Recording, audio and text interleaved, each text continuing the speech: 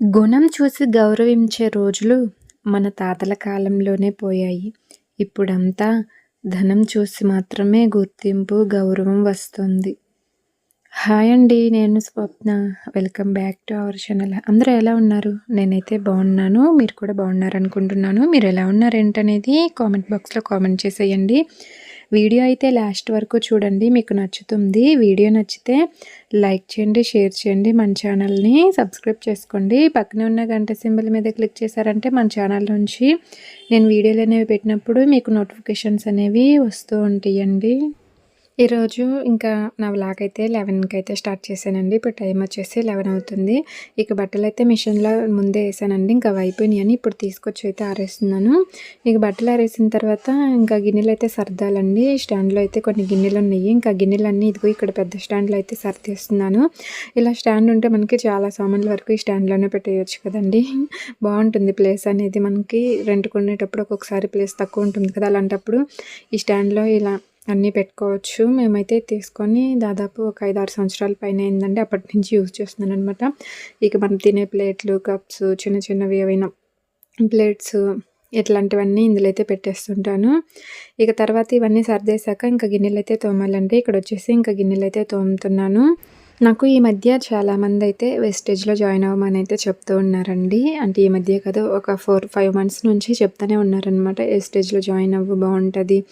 ఇట్లా మనం ఫస్ట్ మనం జాయిన్ అవ్వాలి. తర్వాత మన కింద నలుగురిని జాయిన్ చేయాలి. తర్వాత వాళ్ళని ఒక నలుగురిని జాయిన్ చేయమని చెప్పాలని అయితే అంటూ ఉన్నారండి.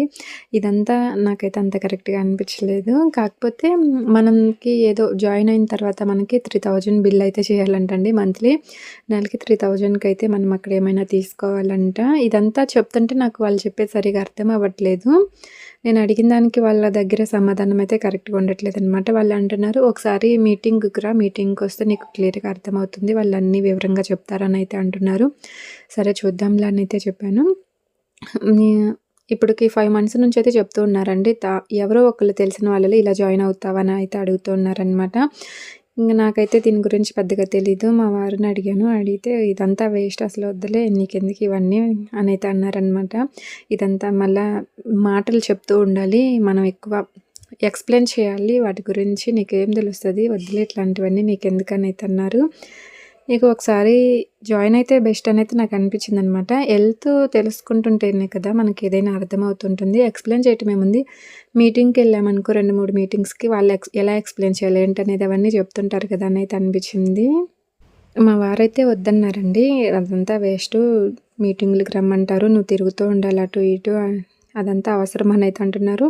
కాకపోతే మంత్లీ ఒకసారి వస్తే సరిపోద్ది మీటింగ్కి, ప్రతిరోజు ఏం పెట్టారు కదా అని జాయిన్ అవ్వని అయితే తెలిసిన వాళ్ళు అంటూ ఉన్నారనమాట.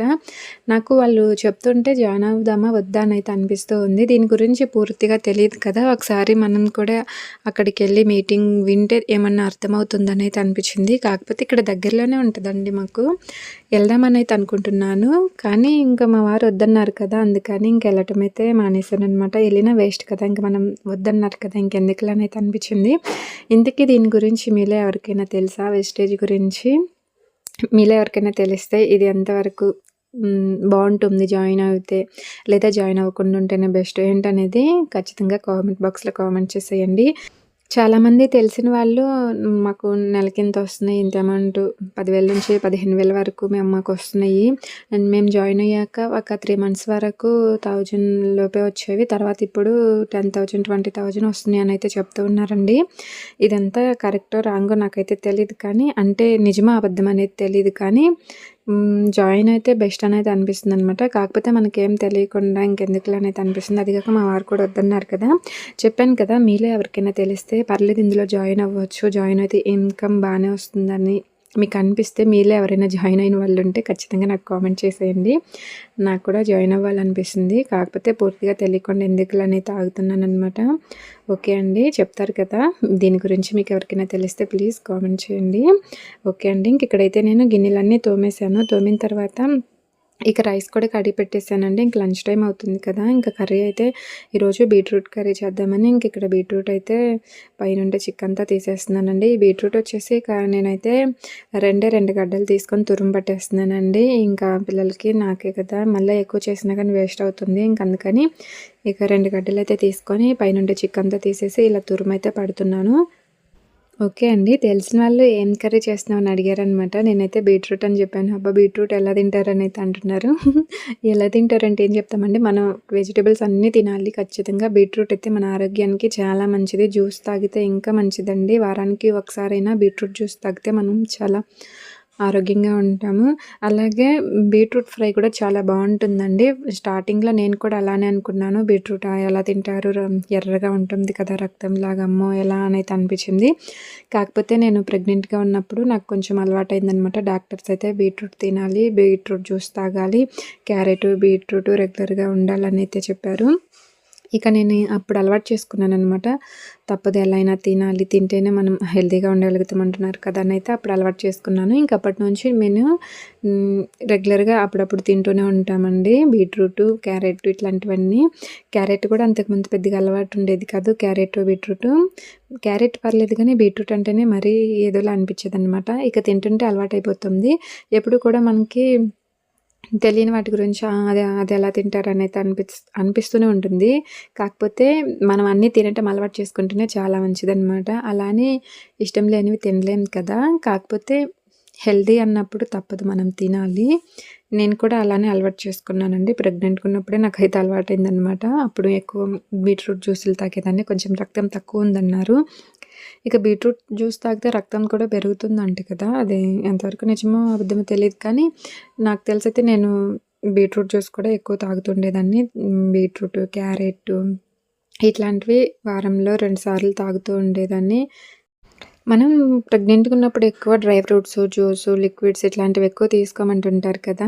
అందువల్ల నేను కూడా అలానే తీసుకున్నాననమాట. నాకు అంతకుముందు పాలు కూడా అస్సలు ఇష్టం ఉండదండి. కానీ ప్రెగ్నెంట్‌గా ఉన్నప్పుడు తప్పక పాలైతే తాగాననమాట. పాలైతే డైలీ ఒక గ్లాస్ తాగేదాన్ని. స్టార్టింగ్‌లో అయితే వామిటింగ్స్ అయిపోయాయనమాట. పాలు ఆ స్మెల్ చూస్తేనే నోట్లో వేసుకోవటం ఆలస్యం. వెంటనే వామిటింగ్స్ ఊరికే అయిపోయేది. ఇక వామిటింగ్స్ అవుతున్నాయి అని ఆపొద్దని చెప్పారనమాట డాక్టర్స్. ఇక తప్పదని ఇక అలానే తాగుతూ చిన్నగా అలవాటయిపోయిందనమాట. ఇంకెప్పుడుకైతే నేను పాలు తాగనులేండి. ఇంకప్పుడు ప్రెగ్నెంట్‌గా ఉన్నప్పుడు తప్పదని ఇంక తాగాను. మనం ఒక్కొక్కసారి తప్పదండి. కొన్ని అలవాటు చేసుకుంటూ ఉండాలి కొన్ని సందర్భాలలో. అందుకే నేను కూడా ఇంకా ఆ టైంలో అవన్నీ అలవాటు చేసుకున్నాననమాట. బీట్రూట్ అయితే ఇంకెప్పుడు కూడా తింటూనే ఉంటానండి. కర్రీ అయితే సూపర్ ఉంటుంది. నాకు బాగా నచ్చుతుంది ఇప్పుడైతే. ఇదిగో ఇక్కడైతే బీట్రూట్ కర్రీ అయితే రెడీ అయిపోయిందండి. చూడండి ఇక్కడైతే బాగా ఏగింది కదా! ఇందులో ఉప్పు, కారం, పసుపు, ధనియాల పొడి అయితే వేసి బాగా ఇలా ఫ్రై అయితే చేశాను. ఇలా మనం ఇందులో ఎక్కువ ఇంగ్రీడియంట్ వేయాల్సిన పని కూడా లేదండి. చాలా సింపుల్‌గా ఇలా చేసుకుంటే చాలు.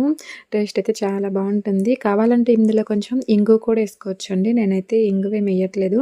ఇంగువ వేసుకున్నా కానీ ఈ బీట్రూట్ అనేది టేస్ట్ అయితే చాలా బాగుంటుంది. ఇంగువ కూడా వేసుకోవచ్చు నచ్చిన వాళ్ళు. మనకి అలవాట్లేదు కదా అని అలవాటు చేసుకోకుండా ఉండకూడదండి. కొన్ని మన ఆరోగ్యానికి మంచిది, మేలు చేస్తాయి అనుకున్నప్పుడు వాటిని తప్పకుండా మనం అలవాటు చేసుకోవాలి. అలవాటు చేసుకుంటే మనకు కూడా కొంచెం హెల్త్ ప్రాబ్లమ్స్ అనేవి రాకుండా ఉంటాయి కదా! ఓకే అండి. ఇదిగో ఇక్కడైతే నేను ఇంకా బీట్రూట్ కర్రీ అయితే రెడీ అయిపోయిందండి. చిన్న బాండీలో చేశాను. ఇక్కడైతే కలుపుతుంటే ఎండుమిరపకాయ చూడండి వచ్చి కింద పడిపోయింది. ఇక స్టవ్ అయితే ఆఫ్ చేసేసి ఇక పిల్లలనైతే తీసుకొచ్చేసానండి స్కూల్ నుంచి. ఇక పిల్లలకైతే తినిపిచ్చేస్తాను. బీట్రూట్ కర్రీ మాత్రం సూపర్ ఉంటుందండి. ఖచ్చితంగా ప్రతి ఒక్కళ్ళు తినాల్సిన కర్రీ అనమాట ఇదైతే. ఇదిగో ఇక్కడైతే నేను కొంచెం అన్నం పెట్టి ఇందులో అయితే కర్రీ చేస్తున్నాను. కర్రీ చేసి కలిపేసి పిల్లలకైతే తినిపిస్తూ నేను కూడా తింటానండి. ఈ వీడియో అయితే మీకు ఎలా అనిపించిందో చెప్పండి. ఈ వీడియో మీకు నచ్చితే లైక్ చేయండి, షేర్ చేయండి, మన ఛానల్ని సబ్స్క్రైబ్ చేసుకోండి. Thank you for watching. మరొక మంచి వీడియోతో కలుద్దామండి. Bye bye.